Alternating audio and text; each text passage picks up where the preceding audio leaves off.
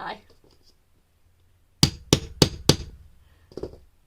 Have you ever had a problem that's like, you know, something that you can only fix with either something that's very time consuming or, you know, extremely expensive? Me too. So what you do, if you're like me, is you pick time consuming, because at least with time consuming, you get to learn a skill and be proud of what you make. And maybe you get a little bragging rights when somebody says, "You made that? How'd you do that?" Plus, you know, maybe you have like a whole bunch of craft supplies just hanging around your house and you're like, I think I could do that. I think I could. Welcome to my life. So anyway, my issue is my feet. I have baby feet. I have baby duck feet, to be exact. You know, I have to go to the children's section to find shoes. You know, like 12-year-olds. Right? But here's the other thing. I also have double wide feet. I have like size double E wide feet. So I have a whole bunch of whack-whacks. Where are my whack-whack people out there? So, where I live is in London, and it's not stupid cold like where I grew up, Minnesota. But it does get cold. And I want to solve an issue, which is I buy a pair of slippers. They usually blow out like on the sides.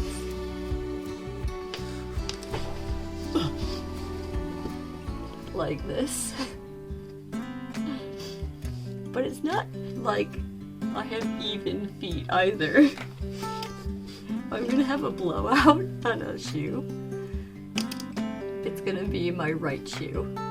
Because not only do I have baby duck feet, I have one whack-whack that's a little bit wider than the other one. So, since it's getting cold out, it's winter time here, maybe, you know, it'll inspire you to make a pair yourself, or try something that you thought, nah, you have to buy that in the store. And I want something that will last me a long time. So,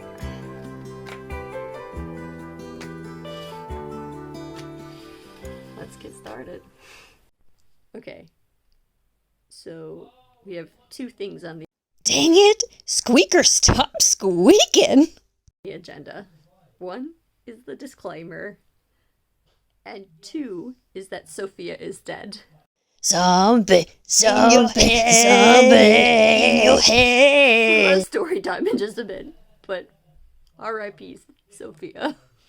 Disclaimer first. So, I don't know anything really about being a cobbler or leather making or any of that kind of stuff. Cobbler? What? Like peach cobbler? Or like apple cobbler? What does that have to do with feet? Is it because it's like cobblestones and it's lumpy, but it's delicious? So if it's due to its lumpy texture, are we just eating the poop that's on the stones? I'm gonna have to make some apple cherry cobbler. Yep, that's right. I have the memory of a fish. Okay, say. Anyway, back on track. Zombie, zombie, zombie. Sophia is dead. R.I.P. Sophia, about 7 or 8 years ago. My husband and I moved to England from the States. When we came over here, we moved into an absolutely empty apartment. We sold everything when we were in the States. We had spent a lot of money sorting our lives out for everything that we needed and finding jobs and, all of that stuff. And somebody offered us a sofa, and that sofa had been in 3 different homes before ours. So by the time we got it, it was functional, and that's all you could say for it. Because it was so old, it ended up turning into a sort of storage unit. It was one of those, rounded, curved sofas, so it was, really awkward. Anyway. Into a sort of storage unit for my crafting supplies. I had yarn, and I had, stuffing for my crochet critters, and I put Goodwill stuff, and I even put packing materials in there. She had patches on her with rips of yarn and fabric, and the seats were ripping apart. She wasn't in very good condition. So we'll fast forward a little bit, and then my husband and I, we purchased our new home, and Sophia wasn't gonna fit. So we put Sophia out to pasture. She kind of was like a zombie sofa, we did everything we could to plump her up. I have some cushions that basically are Sophia's stuffing, along with I've continued using them as fabric bags. And they look like this. Those are pieces of Sophia that have been covered. Back to the leather.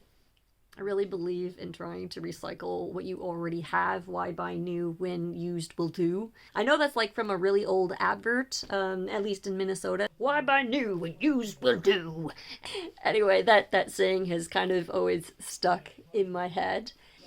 And so when we moved from our old place into this place, we had to basically tear Sophia apart.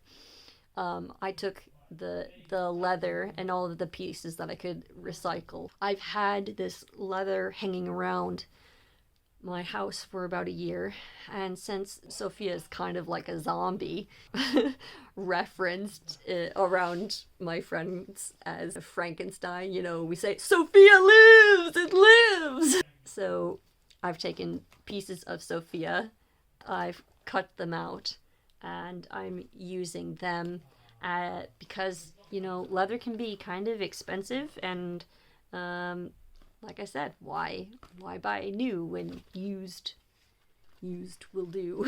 I guess what I'm saying is maybe you have old pieces of furniture that you're going to get rid of, but there is still really good fabric on it.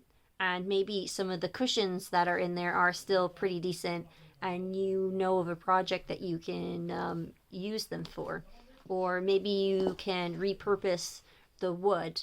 So, maybe you're just not crafty like that, but somebody who is, and you're willing to pay for that kind of thing so that, we have less stuff in a landfill. And, I won't tell you that, I'm doing this purely out of altruism. Altruism is great, but when you have certain tools in your house already, I feel and you have the time to experiment, even if it's 25 minutes every day. You learn something experiment with a piece of leather and see what happens. I guess what I'm saying is recycling is not only for those who are trying to save the planet. Sometimes it's for those who are trying to save their bank accounts too.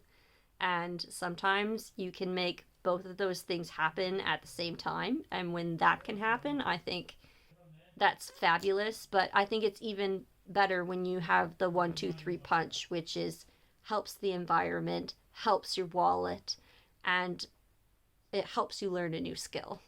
So, R.I.P. Sophia, because now she's going to live not beneath my butt, but beneath the pads of my feet. I don't know. There's some kind of joke about zombie duck feet. Sophia zombie duck feet. Yeah, I'll let you write that joke. The zombie waddled away on my feet, on my feet. So, to start this hot mess, I pulled on my memories from when I was a kid in kindergarten. Do you remember when, like, they used to, like, have you trace parts of your body to like create craft projects? Speaking of craft projects, when I was in kindergarten, I had this teacher's aide because I was kind of a troubled student. I couldn't sit still. And I was loud, and the teacher was not very fond of me. Anyway, there's a teacher's aide there, and she had her hair always up in a bun. And it was the end of school, and her bun was kind of falling down.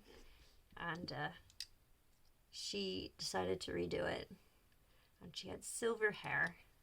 She's probably like in her, early 50s, late 50s, 60s.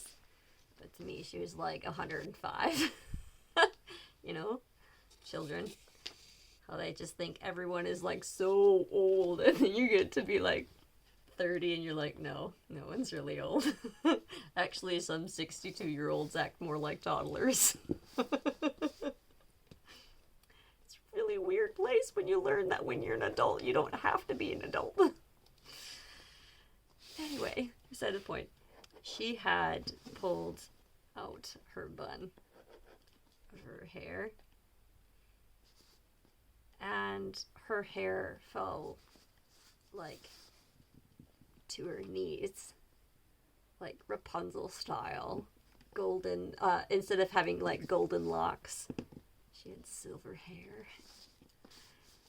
And ever since then, my 5-year-old self has been excited to be 63.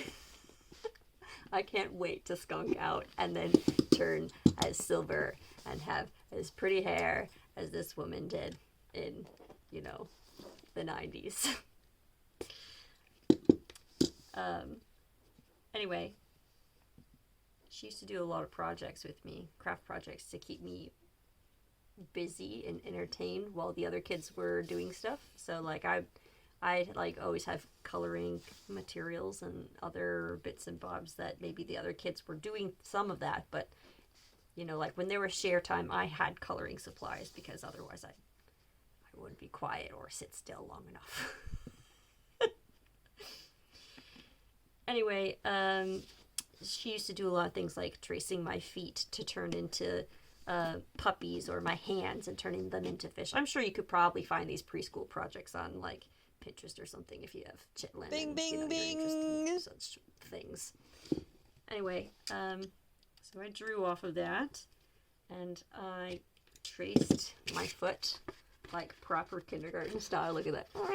Trying to get like that angle from kindergarten, where you like put dots. So I measured it an inch out around the edge of my foot, and then I measured and connected all of those dots and basically traced them together like a coloring book. Do you remember, like, connect the dots to find the picture? What is it? And then, like, in elementary school, the kids in the class, we'd all try to do it as fast as humanly possible, like racing, who could figure out what it was before everybody else. Did you ever do anything like that? Okay, well, that's basically what I drew off of. Is I did that, and then I took the leather and I cut out of Sophia, R.I.P. I created this piece, and then I cut little wedgy pieces so that I could do basically this. And I've folded them over so you've got somewhat of an okay edge. I haven't done it like fantastically, but it does the job. I did this so that way there wouldn't be like a raw edge. You had to do like a little baby sewing project in kindergarten, you know, like you had like all the holes were punched out for you, and then you basically took like a needle that was like this. It was plastic and couldn't harm anyone, and then you use that to like sew the yarn to like the felt or whatever. And that's basically what I'm doing right now. And I'm still using yarn, but instead now I have hammers and an owl. Actually, this is not an owl. This is like for piercing like linen and things like that to make for like a buttonhole. But this works, so I used it. I do have a thimble, but it doesn't fit me quite right. Did you know that thimbles are supposed to go on your middle FU finger? I didn't know that. I thought it was thimble was for your thumb. Thimble. I can't be the only one out there. So, anyway, I have this so I can pull it through, because also I do this with like actual fabric, because I hand sew pretty much everything I do. It's not a flex, okay? I hate machines. They go too quickly, and I have more control and I make less mistakes when I hand sew. Maybe I'm just slow processing kind of person. Anyway, that being said, I hate machines. Besides, you know what?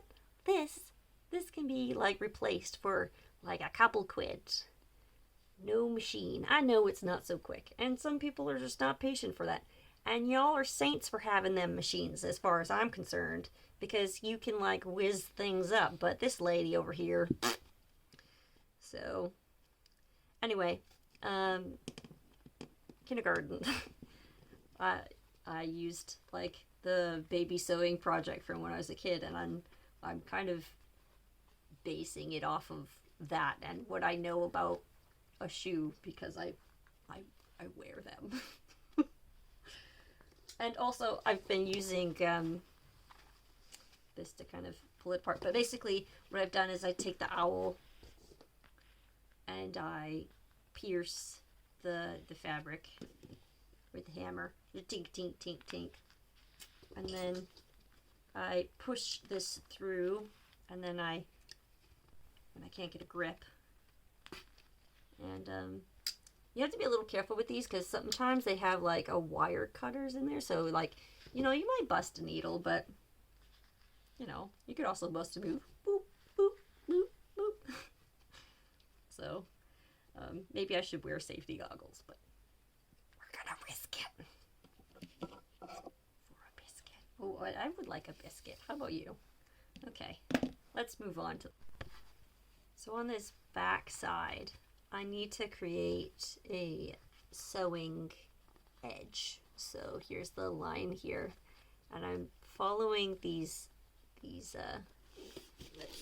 and pulling through. And this is for a couple reasons.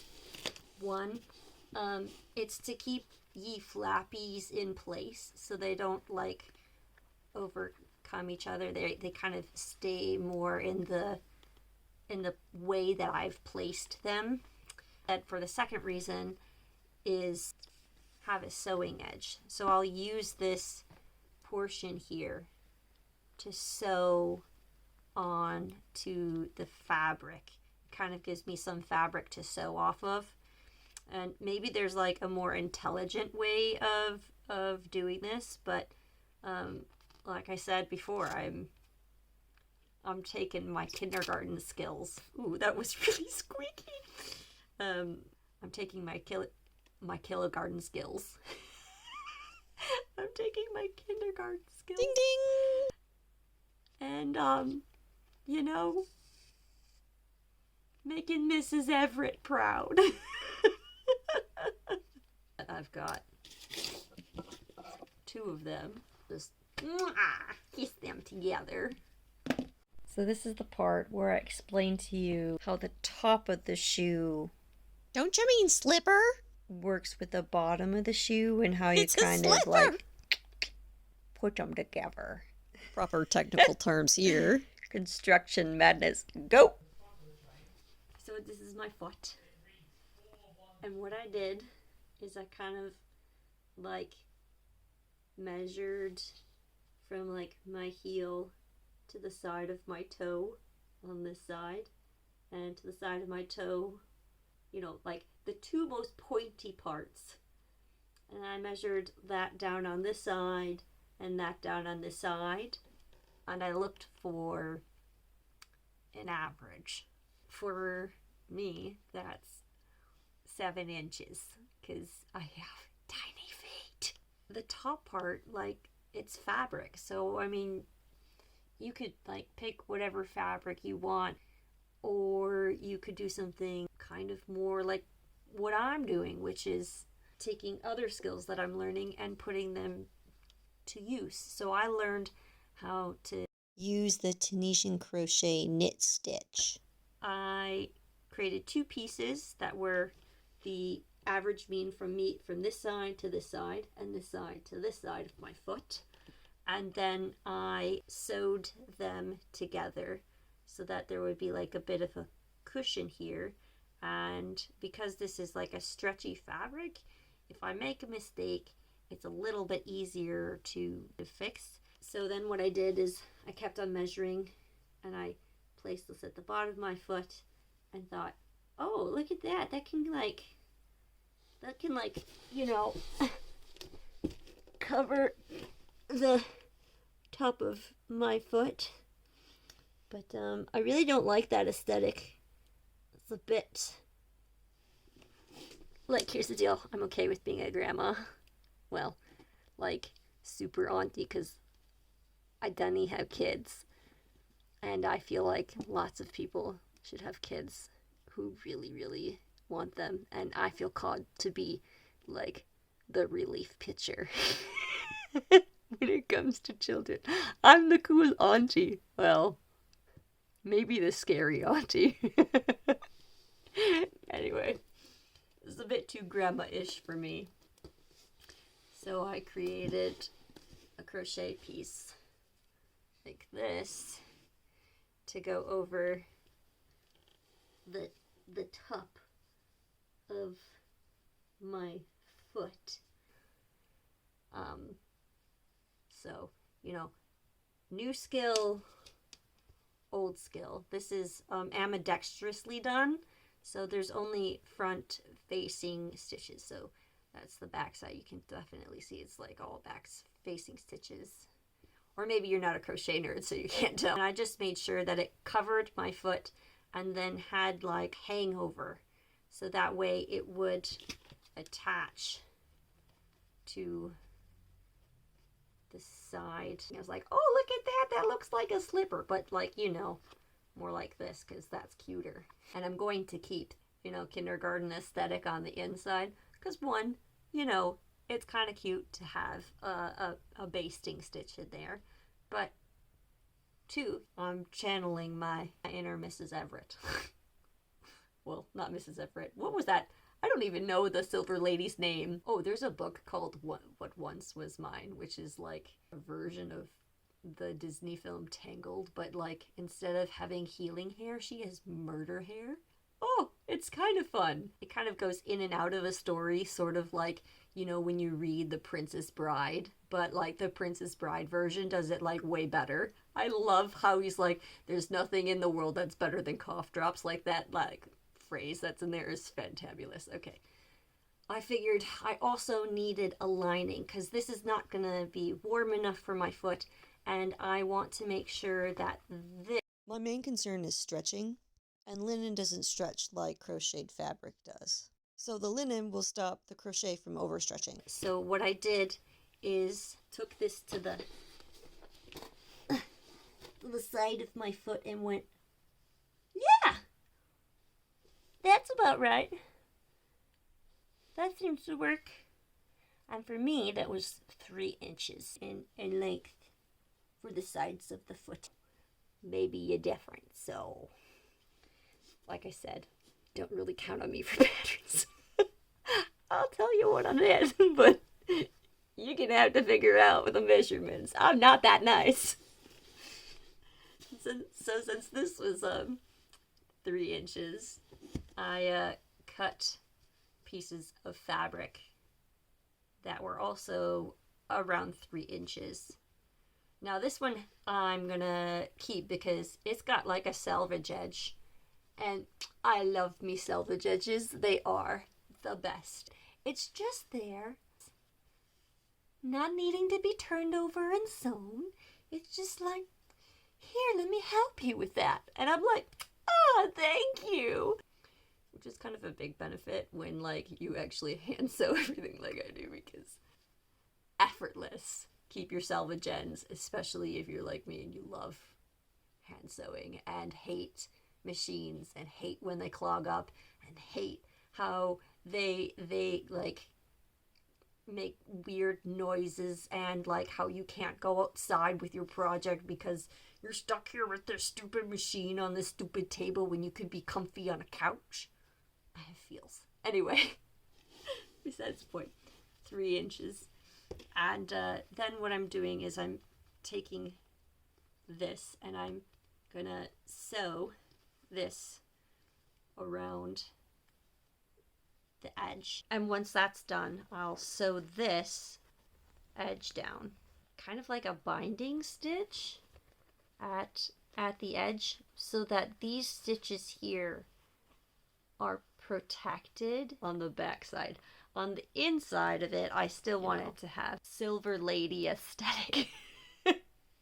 This is like my baby secret of nerdiness that we can share. When you sew that line in here, and then sew this down, and then flip it so it'll be in place. And also, because I've done that, it'll give me an edge to sew this onto this side. So that way, this will be the inside of the slipper, won't slip out from the slipper. Because I hate that. Now, to make a shoe fit properly, what you gotta do is put some darts into the shoe. And if I was really super awesome, I could have like cut those darts in advance and then sewed on like the piece of lining that was for my shoe, but I'm not experienced enough for that. I would have messed it up, so I went the safety route, and after I went around, I then put in the wee bitty darts. And then the next thing is to sew those darts into place, and then sew the lining so that way I don't have any frayed edges, like that kind of thing. So while I finish this lining here, I'm going to kind of explain my Tunisian crochet process for sewing those bits on.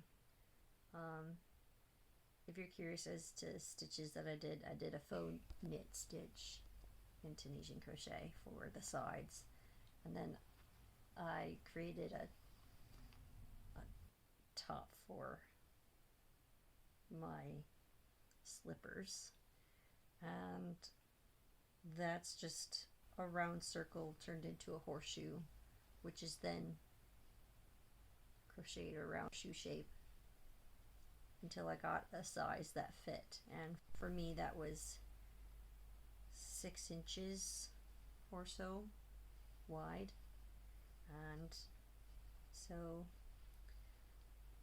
I made my pieces, and then once this lining is finished, I'll sew on the long pieces, and I'll do it so that the edge of the crochet shows at the bottom, so it kind of looks like a stitched edge, and it's very like purposeful. It's very nice.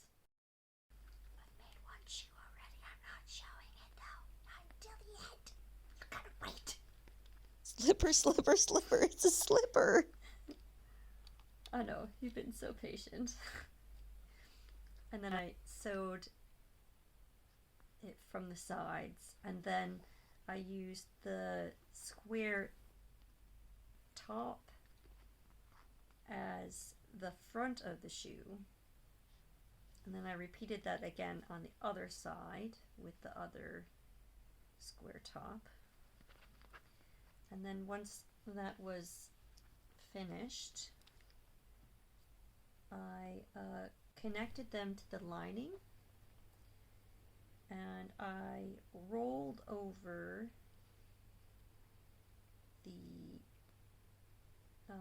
top of the Tunisian crochet because it ends in like this weird loopy thing, and although it's nice, I kind of wanted it to just look like it was that one solid piece. So I felt that over and I sewed it to the lining, and that made it look really kind of Moorish. I was very pleased with the end product. And then after I was done with that, I placed the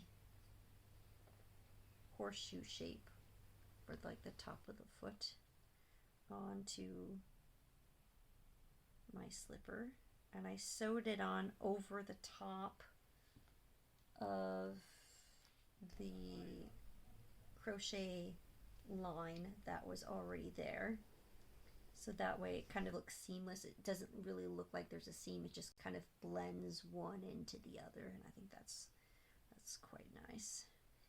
And I also, share time here, I also have very narrow heels.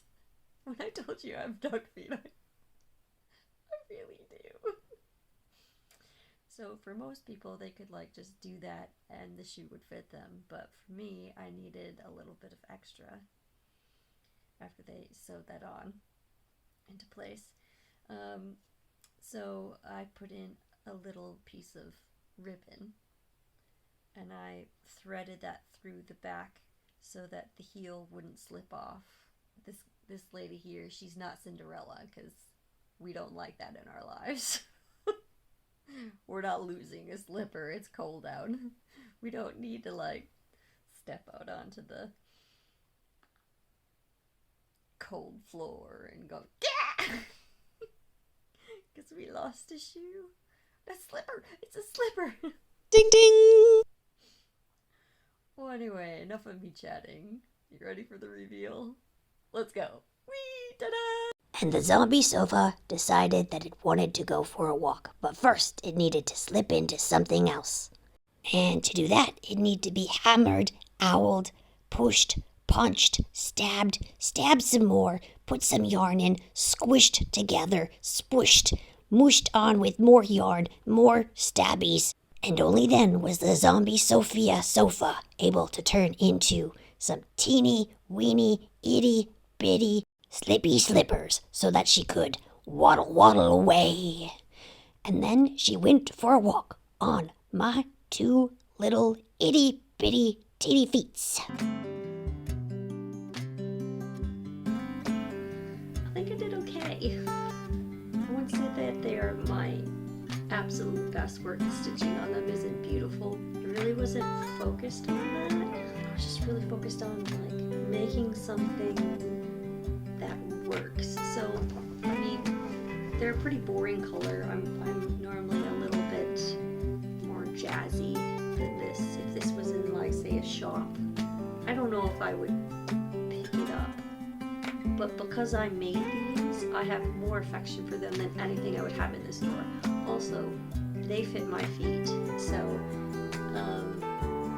that is fabulous. They're actually really warm as well. I'm actually kind of surprised. I'm constantly cold, and so that's why I like to make sure that my feet stay warm. And so I don't think this will be my last pair of slippers that I make. I'm sure that the next couple ones will be better and better and better. But for my first time making a slipper and slipping up so many times and going to the shoe, it's probably because like I have a bigger goal of creating a pair of shoes that I could like wear on the out. But I'm way away from that, so this was like nice version A. I enjoyed the process. I hope you enjoyed watching and learning about my zombie shoes. You know, I should put googly eyes on these so that way they kind of, you know, with like a wonky face. I might do something about that. So I might take inspiration from this guy. Here's a gift. Look at his butt. Oh, from my zombie feet. Ain't he funny? He's so cute. Look at him. He's so stressed. Yeah. But for now, this is it. Bye-bye. To my newest, most loved zombie, I love you. And for everyone else, thanks for watching.